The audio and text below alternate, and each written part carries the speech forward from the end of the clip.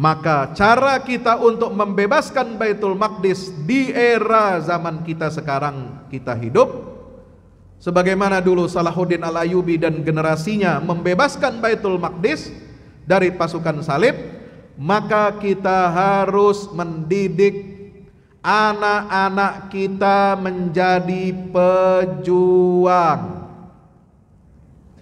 Menjadi apa? Pejuang. Bukan pejuang cuan,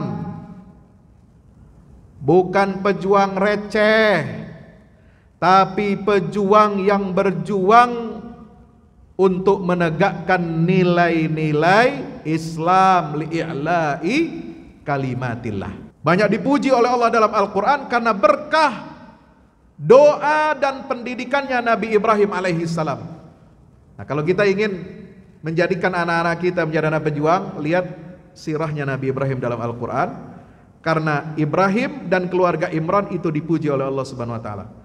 Lihat, buka surat Ali Imran ayat 33. Inna Allah astafa Adam wa Nuhan wa ala Ibrahim wa ala Imran alal alamin.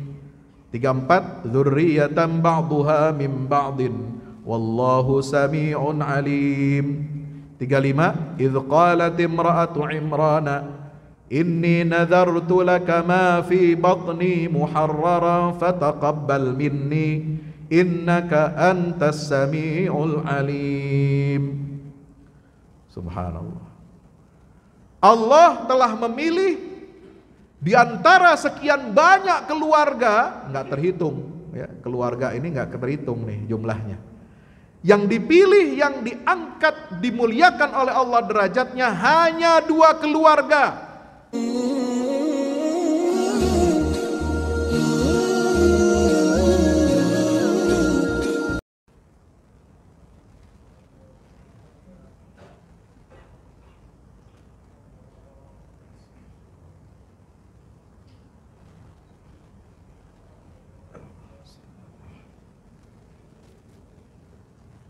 Bismillahirrahmanirrahim. Assalamualaikum warahmatullahi wabarakatuh.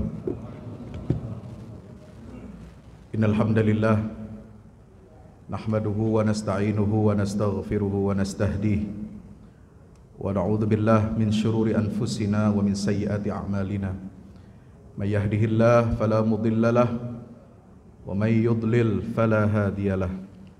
Asyhadu an la ilaha illallah wahdahu la syarika lahu wa asyhadu anna Muhammadan abdullahi wa rasuluhu la nabiyya wa la rasula ba'dah. Allahumma salli wa sallim wa barik ala nabiyyina Muhammad wa ala alihi wa ashabihi wa man tabi'ahum bi ihsanin ila yaumil qiyamah. Hadirin ma'asyiral muslimin wal muslimat yang insyaallah mudah-mudahan kita semua dirahmati Allah taala. Alhamdulillah, siang hari ini dengan izin Allah kita masih dapat melaksanakan ibadah zuhur berjamaah dalam keadaan sehat walafiat. Mari kita senantiasa bersyukur kehadirat Allah dengan mengucapkan Alhamdulillahi Rabbil Alamin. Salawat dan salam tak lupa mari kita sampaikan kepada junjungan kita baginda Rasulullah Muhammad sallallahu alaihi wasallam beserta seluruh keluarga, para sahabatnya, dan mudah-mudahan tercurah limpahkan untuk kita semua pengikutnya hingga yaumil qiyamah. Amin ya rabbal alamin. Ada yang tahu peristiwa apa yang terjadi tanggal 15 sampai 16 Juli? Tahunnya kurang lebih 1000 tahun yang lalu, hampir, yaitu tahun 1099. Ada yang tahu? Halo? Assalamualaikum. 15-16 Juli 1099 adalah peristiwa kelam bagi umat Islam. Sejarah Islam pertama kali setelah Nabi Isra Mi'raj dari Masjidil Haram ke Masjidil Aqsa, lalu Mi'raj ke Sidratil Muntaha, kemudian dilanjutkan dengan futuhat penaklukan kota Makkah tahun 8 Hijrah, dilanjutkan dengan pembebasan Baitul Maqdis atau Yerusalem oleh Khalifah Umar ibn al-Khattab radhiyallahu anhu tahun berapa itu? Tahun 22 atau 23 Hijrah. Maka tanggal 15-16 Juli 1099 itu pertama kali dalam sejarah umat Islam Baitul Maqdis, Yerusalem, kota Al-Quds itu berhasil lepas dari tangan umat Islam. Pasukan salib yang dipimpin oleh Godfrey de Bouillon, silakan cari di Google siapa Godfrey de Bouillon. Dia yang mendirikan Kingdom of Jerusalem pertama kali setelah merebut Baitul Maqdis, yang memimpin tentara salib gelombang pertama setelah tahun 1096. Paus Urbanus, pemimpin tertinggi Roma Vatikan, mengumumkan perang salib dari kota Clermont di Perancis. Tahun 1099 bergeraklah pasukan salib yang pertama dipimpin oleh Godfrey de Bouillon dan berhasil memasuki Baitul Maqdis tanggal 15 Juli, dan selama 2 hari 15 sampai 16 Juli pasukan salib yang merebut Baitul Maqdis itu membantai 70.000 umat Islam. Peristiwa ini harus diingat, bukan untuk dijadikan kenangan indah, tapi justru untuk menjadi kenangan yang melecut dan memberikan alarm bagi kita bahwa tanah suci umat Islam kalau tidak dijaga dengan baik, tidak dirawat dengan baik, maka tanah suci milik umat Islam itu bisa direbut kapan saja oleh siapa saja. Kenapa saya sampaikan fakta sejarah ini? Ini penting bagi kita. Setelah kemudian 87 tahun berikutnya, tepatnya tahun 1187, Baitul Maqdis kemudian berhasil kembali ke tangan umat Islam, direbut oleh Sultan Salahuddin Al-Ayyubi dalam perang yang sangat terkenal untuk merebut kota Yerusalem itu 1187. Sejak itu kembali ke tangan umat Islam, dan tahun 1967 kita kembali kehilangan untuk kedua kalinya kota Baitul Maqdis atau Al-Quds Asy-Syarif, di mana di situ adalah lokasi Masjidil Aqsa, kiblat pertama umat Islam setelah dijajah dan dianeksasi oleh Israel. Israel berdiri kapan? 1948. Tahun 67 Yerusalem lepas dari tangan umat Islam. Kenapa? Saya perlu untuk mengajak saudara-saudara semua untuk bermuhasabah, bukan untuk meratapi masa lalu, tapi kita justru harus mempersiapkan masa depan. Dengan bagaimana kita bisa merebut kembali Baitul Maqdis, merebut kembali Yerusalem, membebaskan kota atau negeri yang diberkahi oleh Allah Subhanahu wa taala, yang disebut di dalam Al-Qur'an 6 kali dengan ungkapan barakna haulahu dan barakna fiha lil alamin. Negeri yang diberkahi oleh Allah Subhanahu wa taala, negeri yang disebut di dalam surat Al-Maidah ayat 21 sebagai negeri yang disucikan oleh Allah, yang disebut oleh Nabi SAW Ardul Mansyari wal Mahsyar, negeri tempat pertama manusia itu ditebarkan di atas muka bumi. Ya. Kenapa? Karena tanah untuk menciptakan Nabi Adam itu diambil dari tanah Baitul Maqdis. Maka dia disebut sebagai Ardul Mansyar. Artinya apa?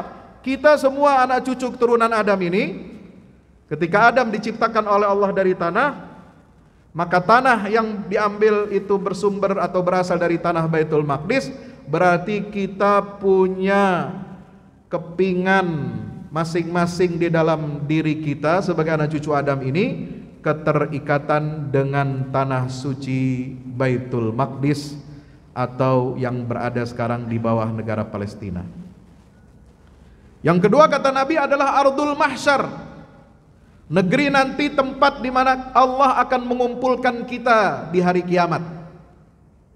Untuk apa? Untuk menerima pengadilan dari Allah, menerima kitab catatan amal.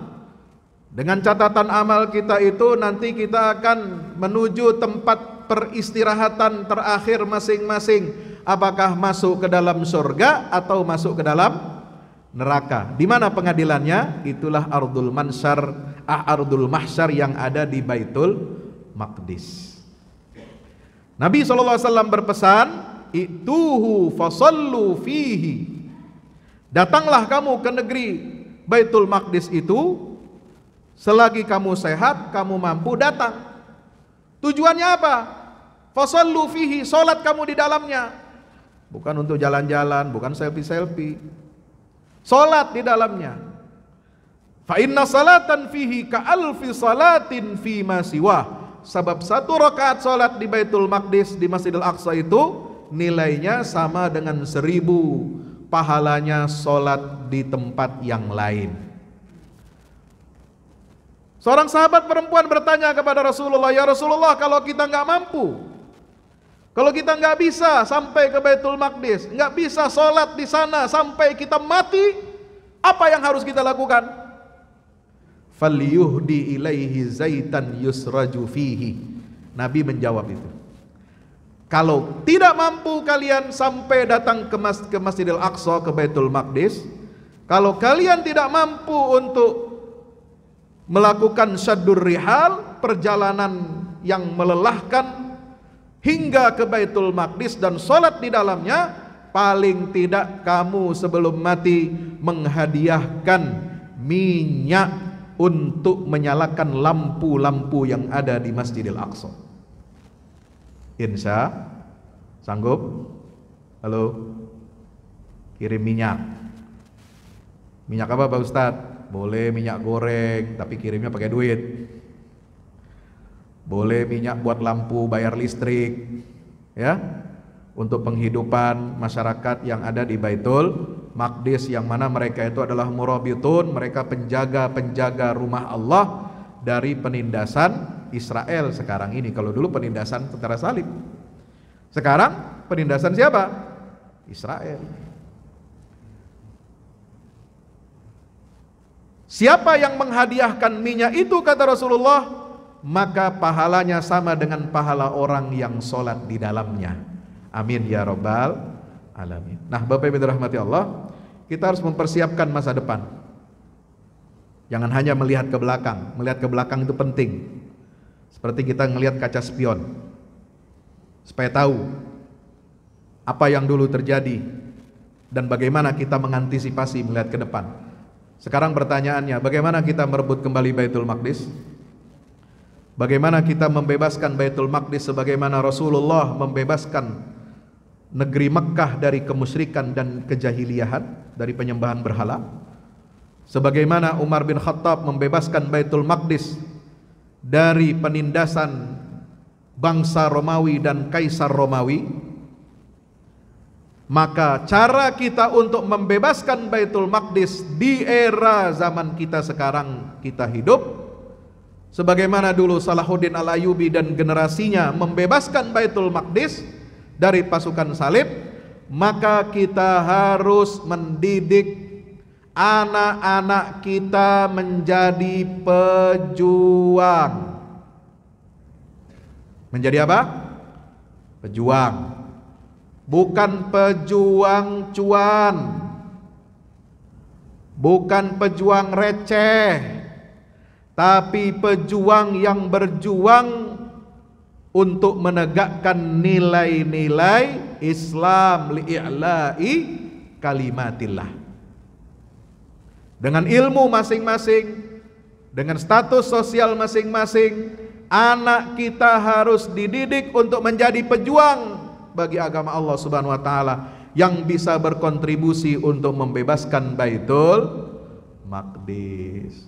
Sekarang kita harus merenung, kita harus introspeksi, kenapa umat Islam banyak tertinggal, banyak kalah dalam lapangan kehidupan kita dari umat non-muslim, apapun agamanya, apapun bangsanya.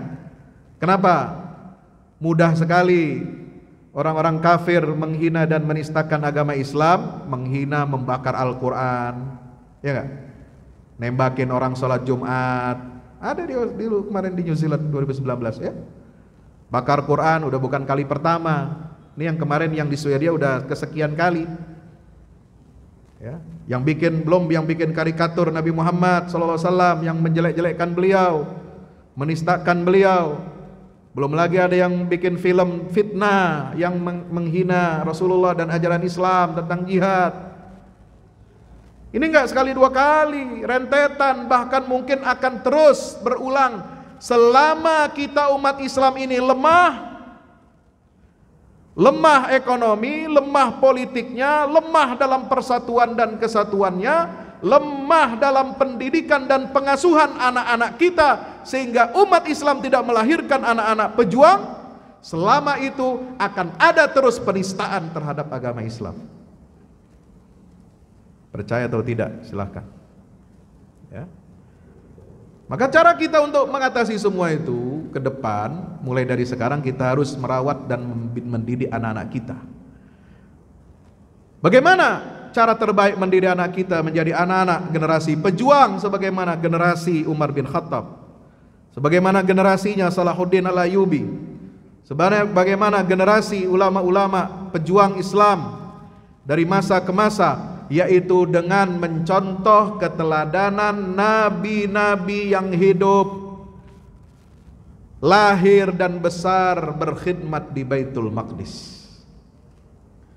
Ya. Siapa nabi-nabi yang khidmat di Baitul Maqdis? Mereka adalah anak cucu keturunannya Nabi Ibrahim alaihi salam. Ada berapa nabi keturunan Nabi Bani Israel yang masuk dalam kategori Bani Israel? Itu dimulai dari Nabi Yakub. Ya, Nabi Yakub itu adalah gelarnya Israel, artinya hamba atau pilihan Allah. Anak cucunya Nabi Yakub itulah yang disebut dengan asbat. Keturunan Nabi Yakub yaitu Bani Israel. Ada Yusuf, ada Ayub, ada Zulkifli, ada Yunus, itu Bani Israel tuh Yunus. Ada Sulaiman, ada Daud, ada Ilyas, ada Ilyasa. Ada siapa lagi? Musa, Yusha, Zakaria, Yahya, dan terakhir adalah Nabi Isa alaihissalam. Itulah nabi-nabi yang dulu pernah tinggal, lahir dan besar berkhidmat di Baitul Maqdis. Kenapa mereka menjadi nabi-nabi yang hebat? Banyak dipuji oleh Allah dalam Al-Quran karena berkah doa dan pendidikannya Nabi Ibrahim alaihissalam. Nah, kalau kita ingin menjadikan anak-anak kita menjadi anak pejuang, lihat sirahnya Nabi Ibrahim dalam Al-Quran. Karena Ibrahim dan keluarga Imran itu dipuji oleh Allah Subhanahu wa taala. Lihat, buka surat Ali Imran ayat 33. Innallaha astafa Adama wa Nuhan wa ala Ibrahim wa ala Imran 'alal 'alamin. 34, dzurriyyatan ba'dhuha min ba'din wallahu sami'un 'alim. 35, idz qalat imra'atu Imran inni nadhartu laka ma fi batni muharraran fataqabbal minni innaka antas sami'ul alim. Subhanallah. Allah telah memilih di antara sekian banyak keluarga, nggak terhitung ya, keluarga ini nggak terhitung nih jumlahnya. Yang dipilih, yang diangkat, dimuliakan oleh Allah derajatnya hanya 2 keluarga, yaitu keluarga Ibrahim dan keluarga Imran. Keluarga Ibrahim yang melahirkan anak cucu mulai dari Ishak, Ismail, kemudian Yakub anaknya Ishak, kemudian Yusuf, dan seterusnya nabi-nabi yang tadi saya sebutkan sampai Nabi Isa alaihissalam. Yang kedua adalah keluarga Imran. Imran ini siapa? Bapaknya Maryam, kakeknya Nabi Isa alaihissalam. Artinya apa? Kalau kita mau belajar mendidik anak yang baik, baca ayat-ayat yang menerangkan tentang bagaimana pendidikan keluarga Ibrahim dan keluarganya Imran. Keluarga Ibrahim, bagaimana Nabi Ibrahim mendidik anaknya? Apa prinsip-prinsip yang diterapkan? 1, dia tempatkan anak-anak dan cucu keturunannya dalam doa Nabi Ibrahim, ditempatkan di sisi rumah Allah, berkhidmat untuk rumah Allah. Baca surat Ibrahim ayat 37. Rabbana inni askantu min dzurriyyati biwadin ghairi dzi zar'in 'inda baitikal muharram Rabbana liyuqimus shalah. Ya Allah, Tuhanku, Tuhan kami, sungguh aku telah menempatkan anak cucuku, generasi penerusku, di lembah yang tandus, tidak ada tumbuh-tumbuhan. Biwadin ghairi dzi zar'in 'inda baitikal muharram. Apakah hanya tidak ada tumbuh-tumbuhan saja? Tidak. Kalau tidak ada tumbuh-tumbuhan, itu menunjukkan tidak ada kehidupan material di tempat itu. Tetapi Ibrahim, kenapa dia berani dan nekat menempatkan anak cucu keturunannya di lembah yang tandus, tidak ada tumbuhan, tidak ada air untuk kehidupan material, tapi dia tempatkan di situ, inda baitikal muharram, di sisi rumahmu yang agung, yaitu Ka'bah, yaitu Baitullah. Artinya apa? Walaupun tidak ada kehidupan materi, selama di situ ada rumah Allah, di situ ada kehidupan spiritual. Kehidupan spiritual itulah asas pondasi bagi kita untuk membangun rumah tangga, mendidik anak. Kalau hidup kita ingin diberkahi oleh Allah, maka kita harus memprioritaskan kehidupan spiritual yang disimbolkan dengan masjid. Lalu bagaimana Pak Ustadz kalau kita ingin menafkahi anak istri kita? Nafkah materi akan ikut kepada keberkahan dari kehidupan spiritual. Maka itu Nabi Ibrahim berdoa. Surat apa? Al-Baqarah 125, ya. Idz qala Ibrahim rabbi ij'al hadza baladan amina warzuq ahlahu minats tsamarat man amana minhum billahi wal yaumil akhir qala wa man kafar fa umatti'uhu qalilan thumma atarruhu ila adzabin nar wa bi'sal masir. Ya. Jadi kehidupan materi itu akan ikut. Jadi yang dipilih oleh Nabi Ibrahim untuk tempat tinggal, tumbuh kembang anaknya itu adalah rumah Allah.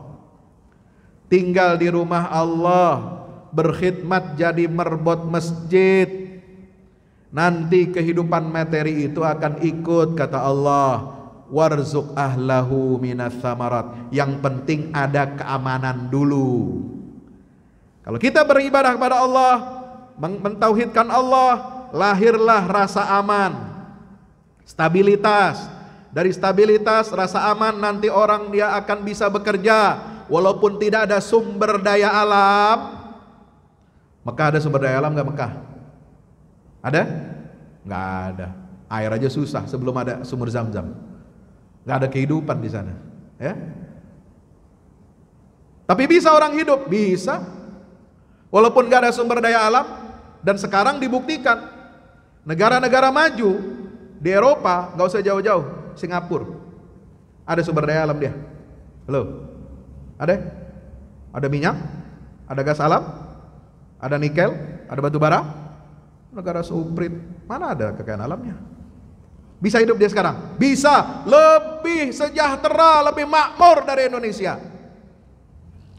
Makanya WNI 3 tahun belakangan ribuan yang pindah jadi warga negara Singapura. Betul? Ya. Kenapa? Gajinya jauh lebih tinggi daripada Indonesia berlipat-lipat. Kalau gaji rata-rata Indonesia cuma $550 per, untuk yang pendidikan tinggi, yang per bulan itu pendidikan tinggi rata-rata $550. Kalau di Singapura gajinya $4.500 per bulan. Itu rata-rata, yang lebih tinggi banyak. Gitu. Artinya kalau di rata-rata segitu. Ya. Bisa hidup tuh. Ini bukti firman Allah nyata dalam kehidupan kita. Negara yang tidak punya kekayaan alam, tapi kalau dia bisa menciptakan stabilitas, menciptakan keamanan, menciptakan keadilan, maka dia akan bisa hidup walaupun gak ada sumber daya alamnya. Ya. Itulah. Maka Nabi Ibrahim memilih apa? Menempatkan anak-anaknya di rumah Allah, hidupnya.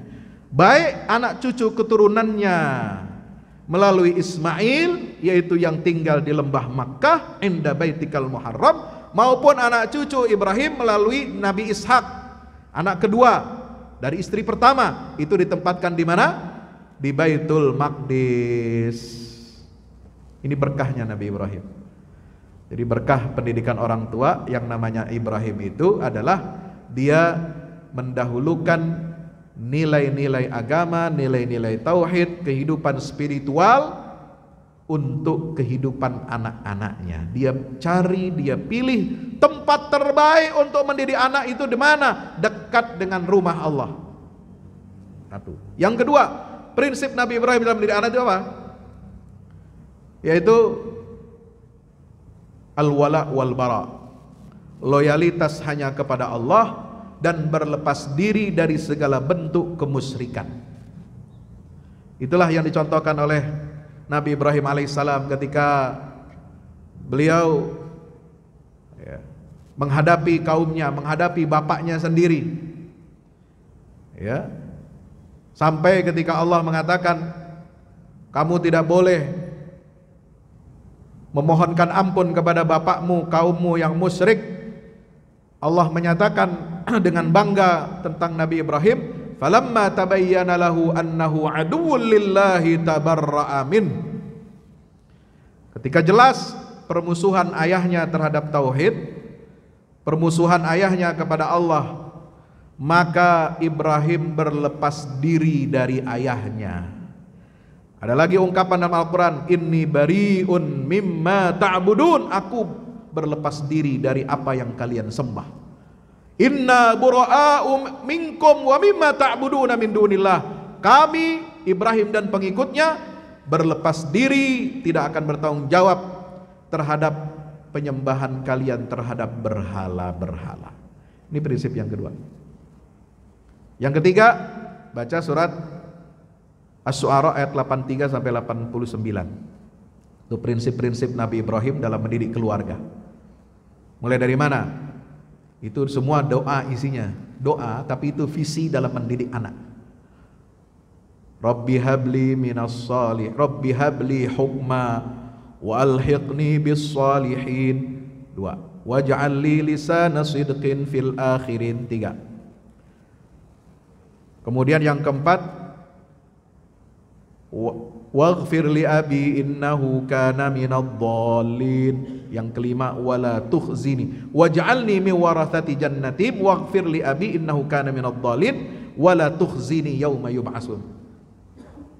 Yang pertama apa?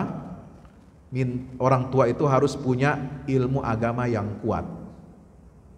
Kalau mendidik anak nggak boleh sembarangan.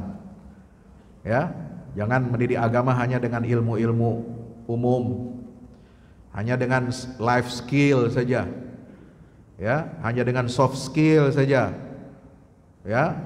Orang tua pengen anaknya jadi orang sukses, betul, dia harus diajarkan life skill, dia harus diajarkan matematika, dia harus diajarkan bahasa, dia diajarkan ilmu-ilmu umum, ya. Tapi itu sebagai pendukung.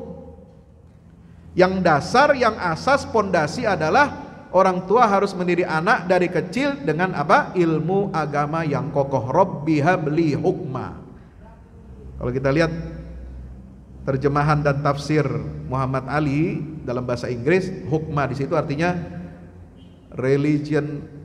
religious knowledge, ya, ilmu pengetahuan tentang agama. Harus tahu mana halal dan haram.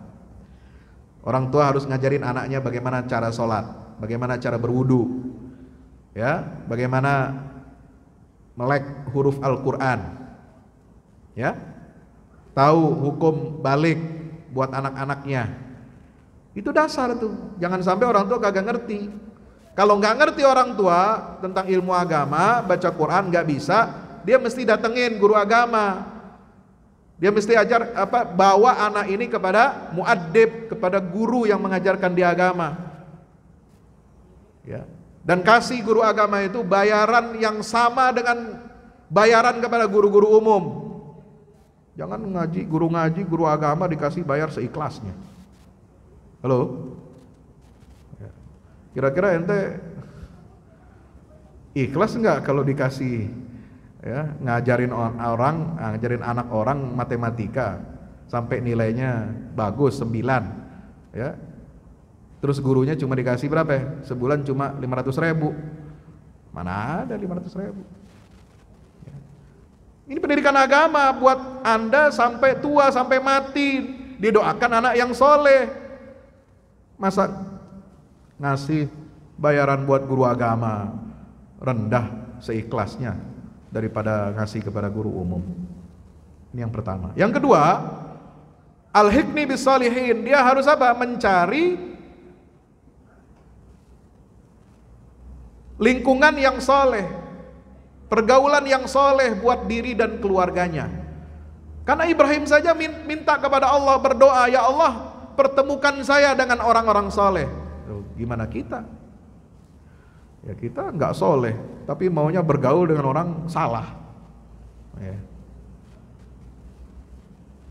Bahaya. Ya. Harus cari orang-orang yang soleh tempat kita bergaul. Itu yang kedua. Buat anak-anak kita juga itu lingkungan yang soleh. Yang ketiga adalah waj'alli lisana sidqin fil akhirin. Orang tua harus menjadi tauladan kebaikan buat anak-anaknya, supaya dikenang nanti turun temurun. Anak kita nanti cerita kepada cucu kita cerita kepada cicit kita, terus begitu. Yang kalau dalam bahasa Al-Quran itu dzurriyyatan ba'duha min ba'din. Keluarga Ibrahim dan keluarga Imran itu mewarisi nilai yang sama dari satu generasi ke generasi berikutnya. Ya.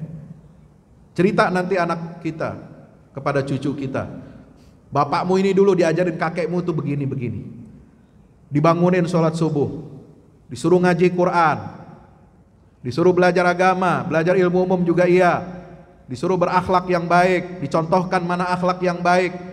Jangan nyuruh anak kita berakhlak yang baik tapi kita akhlaknya buruk. Jangan nyuruh anak kita nggak ngerokok, kitanya malah ngerokok. Ya.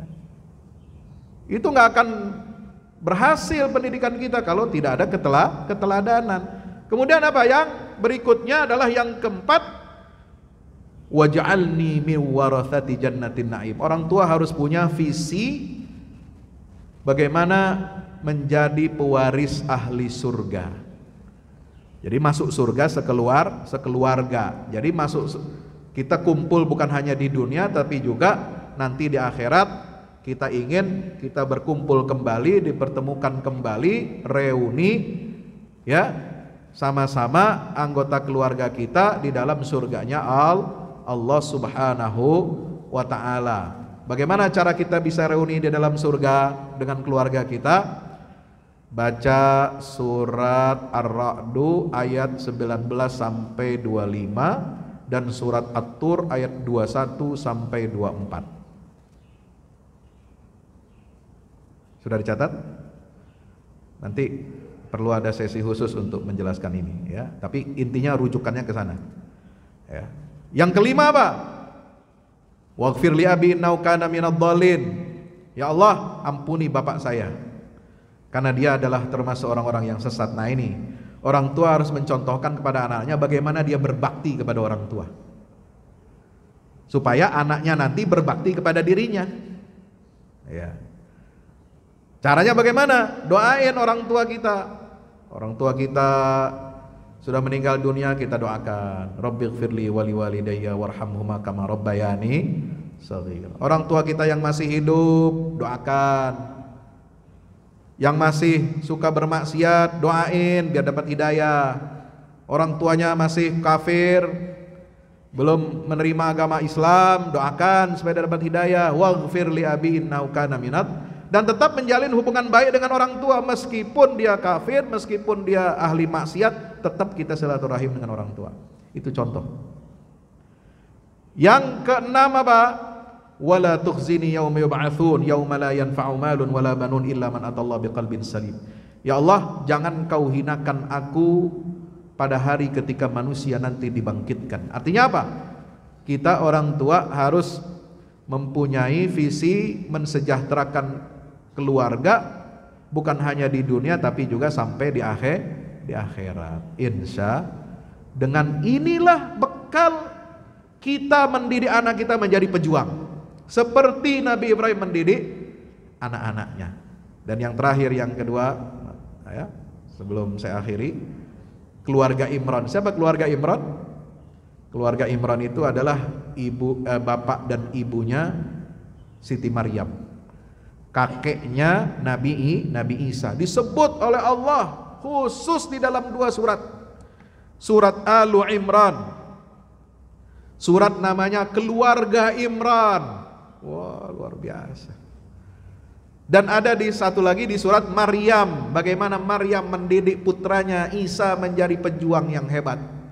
Kalau di Ali Imran itu bagaimana pendidikan bapak yang namanya Imran kepada putrinya menjadi anak yang salehah. Tadinya pengen anak ini jadinya anak laki-laki, tapi kemudian tidak sesuai dengan keinginan, makanya berdoa dia. Idh qalat imra'atu Imran, istri bapak Imran, nggak disebut namanya siapa, ya. Dia berdoa kepada Allah. Idh qalat imra'atu Imran, Rabbi inni nadhartu laka ma fi batni muharram. Ya Tuhanku, wahai Tuhanku, sungguh aku bernazar, ya, untukmu. Nazar seorang seorang ibu kepada Allah bagaimana? Inni nazartu laka, saya serahkan apa yang ada di dalam kandungan saya, di perut saya ini, ma fi batni muharrara, menjadi hamba, menjadi anak yang mengabdi di rumahmu. Itu makna muharrara. Yang mengabdi di mana? Di Baitul Maqdis. Ini cita-cita ibu dan bapaknya Maryam. Pengennya sih lahirnya anak laki-laki seperti siapa? Nabi-nabi sebelumnya. Tapi ternyata dikasih Allah anak perempuan. Falamma wada'atha qalat rabbi falamma wada'atha qalat inni wada'tuha untha. Itu ketika lahir ternyata yang lahir anak perempuan. Tapi tetap walaupun perempuan, dia tidak kecewa, dia terima dengan kepada keputusan Allah, takdir Allah, dan tetap nazar itu dilaksanakan. Dengan bagaimana? Maryam dititipkan kepada Zakaria, dididik di Baitul Maqdis seperti halnya anak Nabi Zakaria. Dan dia jadi pelayan rumah Allah, pelayan di Baitul Maqdis, yang ngurusin semua urusan-urusan Baitul Maqdis. Logistiknya semua dia ngurus. Ini anak perempuan, jadi anak yang soleh. Fa'ambataha nabatan hasana wa kafalaha Zakaria, ya. Maka lahirlah dari situ Nabi Isa alaihissalam yang kita baca sejarahnya, kelahirannya, kemuliaannya, keagungannya di surat Maryam. Wassalamu alayya yauma wulidtu wa yauma amutu wa yauma ub'atsu hayya. Salam kesejahteraan semoga Allah limpahkan kepadaku pada hari ketika aku dilahirkan, pada hari ketika aku mati, dan pada hari ketika aku nanti dibangkitkan oleh Allah Subhanahu wa ta'ala. Inilah pendidikan di dalam keluarga yang harus kita terapkan agar anak-anak kita menjadi anak-anak pejuang yang insya Allah bisa berkontribusi untuk menjayakan Islam dan umat Islam. Terima kasih. Aqulu qouli hadza astaghfirullah li wa lakum. Wassalamualaikum warahmatullahi wabarakatuh.